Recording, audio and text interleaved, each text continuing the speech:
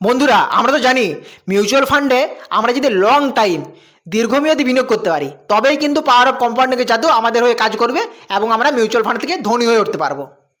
আমরা যত কমই ইনভেস্টমেন্ট করি না কেন, যদি লং টাইম টিকতে পারি তাহলে কিন্তু পাওয়ার অফ কম্পাউন্ডিং আমাদেরকে ধনী করে তুলবে। নতুবা আমাদের এই ধনী হওয়ার স্বপ্নটা হয়তো স্বপ্নই থেকে যাবে। তো আপনি যদি মিউচুয়াল ফান্ডে লং টাইম দীর্ঘমেয়াদী বিনিয়োগ করে মিউচুয়াল ফান্ড থেকে ওয়েলথ ক্রিয়েট করতে চান কি ধনী হতে চান, তাহলে প্রথমেই আপনাকে যে কাজটা করতে হবে না, সেটা হলো আপনাকে প্রথমে well diversified mutual fund portfolio বানাতে হবে। বারবার ধরে মিউচুয়াল ফান্ড পরিবর্তন করলে চলবে না, এতে কম্পাউন্ডিং ইফেক্ট হতে পারে। আর এই পোর্টফোলিওতে মিনিমাম 3টে ম্যাক্সিমাম 5টা ফান্ডই থাকবে। আমি তো বলবো 3টে ফান্ডই ইনাফ হবে যদি আপনি ঠিকঠাক পান, সঠিক ক্যাটাগরি থেকে সিলেক্ট করতে পারেন। অনেক সময় কি হয়, বেশি ফান্ড মিউচুয়াল ফান্ড পোর্টফোলিওতে রাখার ফলে ওভারলেপ হয়ে যায় এবং পোর্টফোলিওর যে রিটার্ন সেটা অনেকটাই কম হয়ে যায়। তো সিলেক্টিভ 3টে ফান্ডই ইনাফ হবে আপনি যদি ঠিকঠাক ক্যাটাগরি থেকে সিলেক্ট করতে পারেন। তো আজকের ভিডিওতে আমি এমনই কিছু বেস্ট মিউচুয়াল ফান্ড নিয়ে আপনাদেরকে একটা ওয়েল ডাইভার্সিফাইড ডেমো পোর্টফোলিও বানিয়ে দেখাবো। ঠিক আছে, কি বেস্ট কিছু ভালো মিউচুয়াল ফান্ড দিয়ে ওয়েল ডাইভার্সিফাইড কিছু ডেমো পোর্টফোলিও আপনাদেরকে আমি বানিয়ে দেখাবো, যেগুলোর থেকে আপনারা অনেক কিছু শিখতে পারবেন। তো আজকের ভিডিওটা খুবই ইনফরমেটিভ হবে, তাই ভিডিও স্কিপ না করে লাস্ট পর্যন্ত দেখবেন। তো আমি এই পোর্টফোলিওতে যে যে ক্যাটাগরির থেকে ফান্ডগুলো নিয়েছি না, সেগুলো হলো প্রথম যে ক্যাটাগরি সেটা হলো flexi cap category. Flexi cap category থেকে আমি এই জন্যই নিয়েছি কারণ এই ফ্লেক্সি ক্যাপ ক্যাটাগরির ফান্ডে না ফান্ড ম্যানেজারের ফ্লেক্সিবিলিটি থাকে, কোনো রকম রেস্ট্রিকশন থাকে না। ফান্ড ম্যানেজার নিজের ইচ্ছে মতো যখন যেদিকে সুযোগ পাবে large cap stock, mid cap stock, small cap স্টকে বিনিয়োগ করতে পারবে। যখন যে ধরনের স্টকে অপরচুনিটি পাবে সেখানে কিন্তু তারা ইনভেস্টমেন্ট করতে পারবে, কোনো রকম রেস্ট্রিকশন নেই। এই জন্য ফ্লেক্সি ক্যাপ ক্যাটাগরিকে আমি প্রথম জায়গা দিয়েছি। 2 নম্বর যেটা থাকবে, 2 নম্বর যে ক্যাটাগরির ফান্ড থাকবে সেটা হচ্ছে mid cap category. Mid cap category এই জন্যই কারণ এই মিড ক্যাপ ক্যাটাগরির মধ্যে হাই গ্রোথ হাই পটেনশিয়াল থাকে। ঠিক আছে, মানে গ্রো হওয়ার পটেনশিয়াল বেশি থাকে, কারণ একটা মিড ক্যাপ স্টক একটা লার্জ ক্যাপ স্টকে পরিণত হতে পারে। মিড ক্যাপ থেকে লার্জ ক্যাপ তো গ্রোয়িং পটেনশিয়াল আছে। ঠিক আছে, তো একটা মিড ক্যাপ ফান্ডের মধ্যে মিনিমাম 65% ক্যাপিটাল মিড ক্যাপ স্টকেই লাগাতে হবে, বাকি যে ক্যাপিটালটা থাকে না সেটা লার্জ ক্যাপ বা স্মল ক্যাপ স্টকে লাগাতে পারে। ঠিক আছে, আর 3 নম্বর যে ক্যাটাগরির ফান্ড থাকবে সেটা হচ্ছে স্মল ক্যাপ ফান্ড। কারণ স্মল ক্যাপ ফান্ড আপনারা তো জানেন রিস্ক যেমন থাকে তেমন কিন্তু রিটার্ন অনেক বেশি দেওয়ার সম্ভাবনা থাকে, কারণ এতে হাই গ্রোথ পটেনশিয়াল থাকে। কারণ একটা স্মল ক্যাপ স্টক একটা মিড ক্যাপ স্টকে পরিণত হতে পারে, মিড ক্যাপ থেকে একটা লার্জ ক্যাপ স্টকে পরিণত হতে পারে। তো বুঝতেই পারছেন বাম্পার রিটার্ন দিতে পারে, এই জন্য স্মল ক্যাপ ক্যাটাগরি ফান্ড আমি সিলেক্ট করছি। স্মল ক্যাপ ক্যাটাগরিতেও সেম রুল, 65% যে ইনভেস্টমেন্ট সেটা স্মল ক্যাপ স্টকে যাবে, বাকি যে ইনভেস্টমেন্ট মিনিমাম 65%, বাকি যে ইনভেস্টমেন্ট সেটা লার্জ ক্যাপ স্টক কি মিড ক্যাপ স্টকে যাবে। তো এই flexi cap, mid cap, small cap এই 3টে ক্যাটাগরি থেকে আপনি যদি 3টে ফান্ড ঠিকঠাকভাবে সিলেক্ট করতে পারেন না, তবে কিন্তু আপনার একটা ওয়েল ডাইভার্সিফাইড পোর্টফোলিও আপনার হয়ে যাবে, আপনাকে আর কোনো ফান্ড সিলেক্ট করার দরকার নেই। ঠিক আছে, তো প্রথমে আমি এসেছি ফ্লেক্সি ক্যাপ ফান্ডে। তো ফ্লেক্সি ক্যাপ ক্যাটাগরির যে ফান্ডগুলো আছে না, আপনি যদি অ্যানালাইসিস করেন, ঠিক আছে, তো আমি এই ফ্লেক্সি ক্যাপ ক্যাটাগরির থেকে যে টপ পারফর্মিং যে ভালো ফান্ডগুলো আছে, যেগুলো কনসিস্টেন্ট রিটার্ন দিয়ে আসছে, রোলিং রিটার্ন ভালো, সেই সব ফান্ডগুলো নিয়ে আপনাদের সামনে তুলে ধরছি। ফ্লেক্সি ক্যাপ ক্যাটাগরির যেটা সবচেয়ে ভালো ফান্ড বলে আমি মনে করি সেটা হলো প্রথম যে ফান্ড সেটা হলো Parag Parikh flexi cap fund. Parag Parikh flexi cap fund এই জন্যই ভালো, আমি তো ভালো বলে দিলে হবে না যে পারাগপারিক ফ্লেক্সি ক্যাপ ফান্ড ভালো মানে ভালো ফান্ড। তো আমাদেরকে দেখতে হবে, এনালাইসিস করতে হবে, তার হিস্ট্রি দেখতে হবে, তার রিটার্ন কেমন আছে, ঠিক আছে, রোলিং রিটার্ন কেমন, ফান্ড ম্যানেজার কেমন, রেশিও যে আছে সেই রেশিওগুলো কেমন, এসব দেখে এনালাইসিস করে আমরা বুঝতে পারবো যে ভালো কি খারাপ। ঠিক আছে, তো আমি যদি পারাগপারিক ফ্লেক্সি ক্যাপ ফান্ডকে এনালাইসিস করি না, আমি এনালাইসিস করে রেখেছি আপনাদের সুবিধার জন্য, খাতায় নোট করে রেখেছি। তো আমি যদি এনালাইসিস করি তো কী দেখবো, পারাগপারিক ফ্লেক্সি ক্যাপ ফান্ডে ইকুইটিতে যে ইনভেস্টমেন্ট না সেটা হচ্ছে 75.3%, আর বাকি যে টাকাটা সেটা বেশিরভাগই 22%-এর মতো ডেপ্টে বিনিয়োগ হয়েছে। ডেপ্টে বিনিয়োগ করা অনেক সময় ভালো হয় খারাপ হয়, তো আমি মনে করি পারাগপারিক ফ্লেক্সি ক্যাপ ফান্ডের ক্ষেত্রে ডেপ্টে বিনিয়োগ করাটা অনেকটাই ভালো হয়েছে। কারণ যে সময় সব ফান্ডগুলো নেগেটিভ রিটার্ন দিচ্ছে সেই সময় পারাগপারিক ফান্ড কিন্তু পজিটিভ রিটার্ন দিয়েছে, মার্কেট যখন ডাউন হচ্ছিল সেই সময়তেও কিন্তু এই ফান্ডটা পজিটিভ রিটার্ন দিয়েছে। ঠিক আছে, এছাড়াও এই ফান্ডের আপনি যদি পি রেশিও দেখেন তো দেখবেন 17.80, পি রেশিও কিন্তু বেশি না, কমই আছে। বেটা রেশিও যেটা সেটা হচ্ছে 0.59, বেটা রেশিও 1-এর চেয়ে যত কম হবে তত ভালো। তো 0.59 মানে 0.5-এর কাছাকাছি, মানে বেটা রেশিও অনেকখানি কম 1-এর চেয়ে। এর মানে কি, এর মানে ফান্ড খুব কম রিস্ক নিচ্ছে, অথচ আলফা রিটার্ন যেটা সেটা কিন্তু ভালো জেনারেট করে দিচ্ছে, কারণ আলফা এর যে সেটা হচ্ছে 8.57। আলফা রিটার্ন মানে কি, তার বেঞ্চমার্কের তুলনায় কত পরিমাণ বেশি রিটার্ন জেনারেট করে দিচ্ছে, সেটা হচ্ছে আলফা রিটার্ন। তো আলফা রিটার্ন কিন্তু ভালো জেনারেট করে দিচ্ছে। ঠিক আছে, এরপর এই ফান্ডের আমরা যদি রিটার্ন র্যাঙ্কিং দেখি না, তো দেখবো লাস্ট 1 বছরে ফান্ডটা রিটার্ন দিয়েছে 8.4%, যেখানে তার ক্যাটাগরি এভারেজ যে ফ্লেক্সি ক্যাপের যে ক্যাটাগরি এভারেজ রিটার্ন সেটা হচ্ছে -2.4%। ঠিক আছে, তো 1 বছর রিটার্ন ওই ফান্ডটা 1 নাম্বার পজিশনে র্যাঙ্ক করছে। এরপর আমরা যদি 3 বছর রিটার্ন দেখি, তো 3 বছরের ফান্ডটা এগুলো হচ্ছে সিএজি রিটার্ন। তো 3 বছরের ফান্ডের যে সিএজি রিটার্ন সেটা হচ্ছে 22.1%, যেখানে তার ক্যাটাগরি এভারেজ সিএজি রিটার্ন সেটা হচ্ছে 16.2%, মানে ক্যাটাগরি এভারেজকে বিট করেছে 3 বছরেও, এবং রিটার্ন ওয়াইজ র্যাঙ্ক হচ্ছে 10 নম্বর পজিশনে। এবং 5 বছরের যে রিটার্ন সেটা যদি দেখি তাহলে দেখবো 5 বছরের রিটার্ন হচ্ছে 23.5%, ক্যাটাগরি এভারেজ তার যে রিটার্ন সেটা হচ্ছে 19.3%, মানে 5 বছরেও তার ক্যাটাগরি এভারেজ রিটার্নকে আউট পারফর্ম করেছে এবং রিটার্ন ওয়াইজ র্যাঙ্ক হচ্ছে 11 নম্বর পজিশনে। তো আমরা দেখছি কি লাস্ট 5 বছর ধরে তার ক্যাটাগরি এভারেজ যে বেঞ্চমার্ক রিটার্ন তাকে কিন্তু আউট পারফর্ম করছে। এছাড়াও যদি অল রিটার্ন দেখি তো 19.9%, যেটা একটা ভালো রিটার্ন, দুর্ধর্ষ রিটার্ন, ঠিক আছে। এছাড়া আমরা যদি দেখি ফান্ড ম্যানেজার যদি দেখি না, তো এখানে কিন্তু এক্সপিরিয়েন্স ফান্ড ম্যানেজার আছে, কারণ 2013 সাল থেকে 2013 সালে দুজনে যে experience fund manager Rajeev Thakkar আর রনক অঙ্কার দুজনেই কিন্তু এখন এই ফান্ডটা ম্যানেজ করছে। এছাড়াও আরও 5 জন ফান্ড এই ফান্ডটাকে ম্যানেজ করছে, কারণ এই ফান্ডের যে এইউ সাইজ সেটা কিন্তু অনেকটাই বড় হয়ে গেছে। ওই জন্য তারা কী করছে, আরও বেশি বেশি ফান্ড ম্যানেজার নিয়োগ করছে, যাতে রিটার্নে তেমন কোনো হ্যাম্পার না হয় বা রিটার্নে তেমন কোনো ইফেক্ট না পড়ে, ঠিক আছে। তাহলে এই ফান্ডে মোট কতজন ফান্ড ম্যানেজার আছে জানেন? 7 জন ফান্ড ম্যানেজার আছে, ঠিক আছে। সেটা হলো পারাকপারিক ফ্লেক্সি ক্যাপ ফান্ডগুলো। এরপর যে 2 নম্বর যে ফান্ডটা ফ্লেক্সি ক্যাপ ক্যাটাগরির সেটা হলো এইচডিএফসি ফ্লেক্সি ক্যাপ ফান্ড। এটাও কিন্তু একটা খুব ভালো ফান্ড।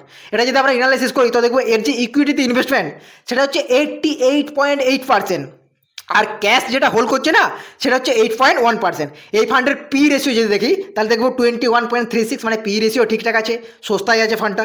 বেটা রেশিও যদি দেখি তো 0.81, একের চেয়ে কম আছে অনেকখানি, তো বেটা রেশিও ঠিকঠাক আছে, মানে রিস্ক কম নিচ্ছে।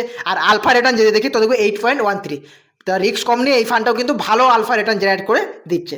এরপর এই ফান্ডের আমরা যদি রিটার্ন র্যাঙ্কিং দেখি না, রিটার্ন র্যাঙ্কিং তো দেখবো এই ফান্ডটা 1 বছরে রিটার্ন দিচ্ছে 6.6%, যেখানে ক্যাটাগরি এভারেজ যে রিটার্ন সেটা হলো -2.4%, এবং 1 বছর রিটার্ন ওয়াইজ ফান্ডটা 3 নম্বর পজিশনে র্যাঙ্ক করছে।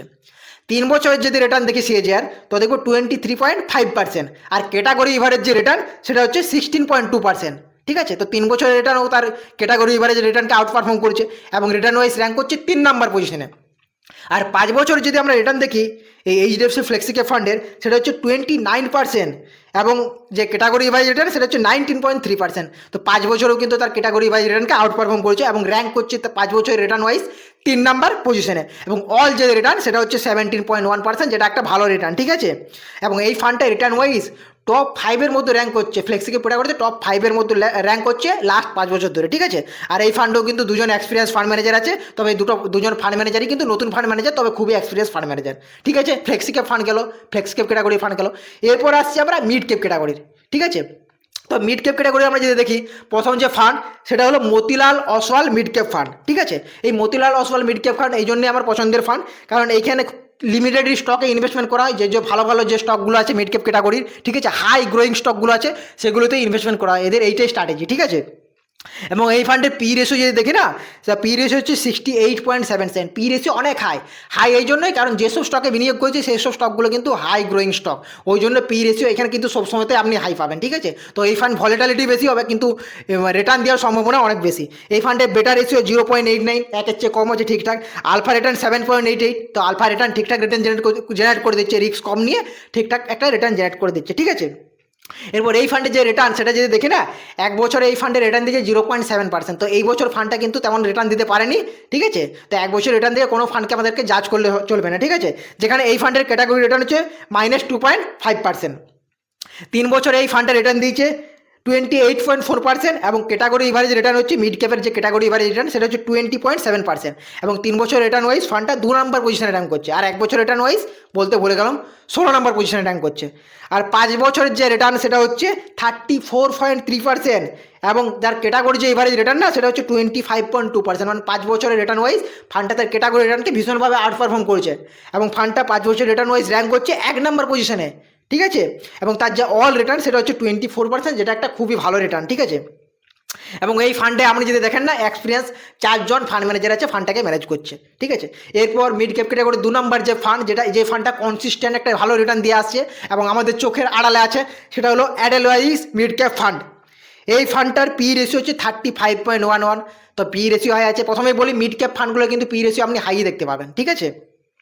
বেটা রেশিও 0.94, একের চেয়ে কম আছে, ঠিক আছে, ভয়ের কিছু নেই। আলফা হচ্ছে 3.68, আলফা রিটার্ন কিন্তু এখানে কম, কিন্তু এই ফান্ডটা কনসিস্টেন্ট রিটার্ন দিয়ে আসছে, ঠিক আছে। এই ফান্ডের আপনি যদি রিটার্ন দেখেন না তো দেখবেন 1 বছর রিটার্ন দিচ্ছে 2.4%, যেখানে ক্যাটাগরি এভারেজ রিটার্ন হচ্ছে -2.5, এবং 1 বছরের রিটার্ন ওয়াইজ ফান্ডটা র্যাঙ্ক করছে 3 নম্বর পজিশনে। 3 বছর যে রিটার্ন সেটা হচ্ছে 25.6% এবং ক্যাটাগরি এভারেজ রিটার্ন তো বললাম 20.7%। তো ক্যাটাগরি এভারেজ রিটার্নকে কিন্তু আউট পারফর্ম করছে এবং র্যাঙ্ক করছে 6 নম্বর পজিশনে। এবং 5 বছরের যে রিটার্ন সেটা হচ্ছে 30.2% এবং ক্যাটাগরি এভারেজ রিটার্ন সেটা হচ্ছে 25.2% এবং 5 বছরের রিটার্ন ওয়াইজ ফান্ডটা র্যাঙ্ক করছে 2 নম্বর পজিশনে। এবং অল যে রিটার্ন ফান্ডটার সেটা হচ্ছে 22.3%। এই ফান্ডটা রিটার্ন ওয়াইজ টপ 10-এর মধ্যে কিন্তু ফান্ডটা র্যাঙ্ক করছে, ঠিক আছে। এবং এই ফান্ডটা কনসিস্টেন্ট রিটার্ন দিয়ে আসছে। ফান্ডটা লঞ্চ হয়েছিল 2016 সালে।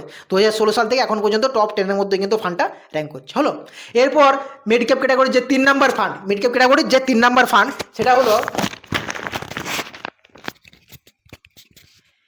Invesco India mid cap fund. এটাও কিন্তু আমার একটা ফেভারিট ফান্ড, ঠিক আছে। এই ফান্ডে মাত্র 49টাই হোল্ডিং আছে, সিলেক্টিভ কিছু স্টকে বিনিয়োগ করছে, ভালো ভালো স্টকে।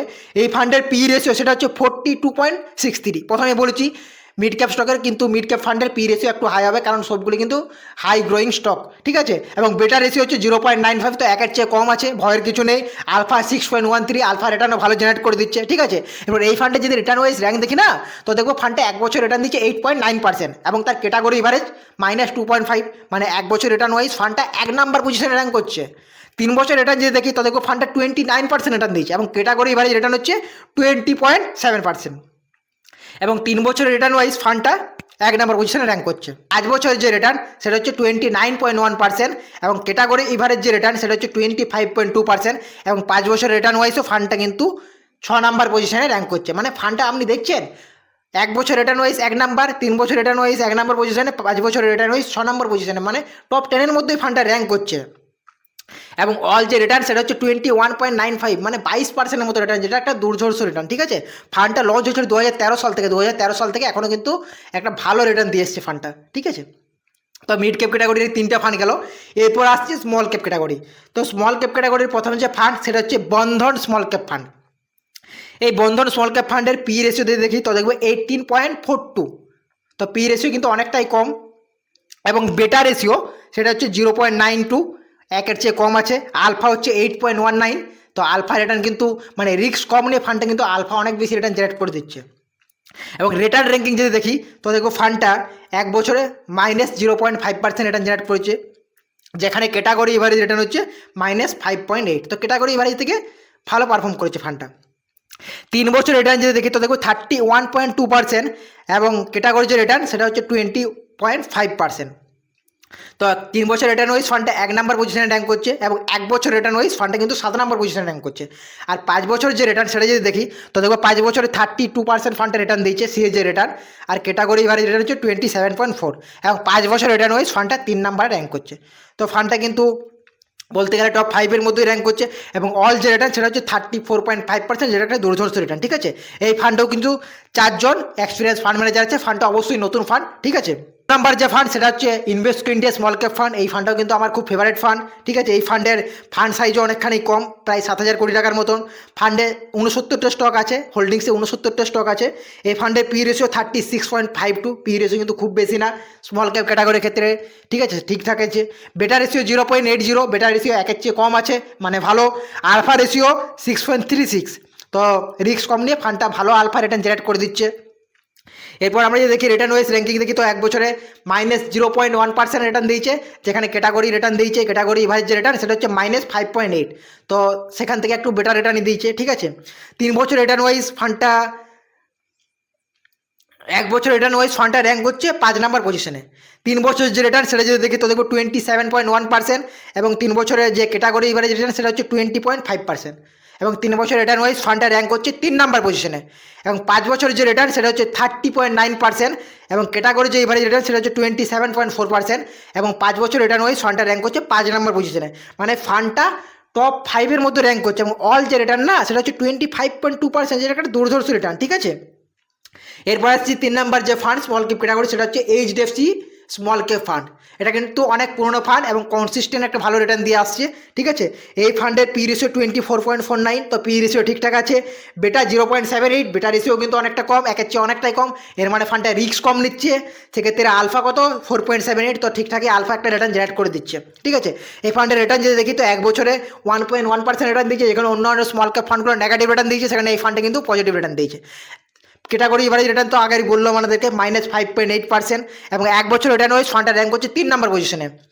3 বছর রিটার্ন ওয়াইজ ফান্ডটা যদি দেখি তো দেখবো ফান্ডটা রিটার্ন দিচ্ছে 24.2%, এবং ক্যাটাগরি এভারেজ রিটার্ন হচ্ছে 20.5%, এবং 3 বছর রিটার্ন ওয়াইজ ফান্ডটা র্যাঙ্ক করছে 7 নম্বর পজিশনে, ঠিক আছে।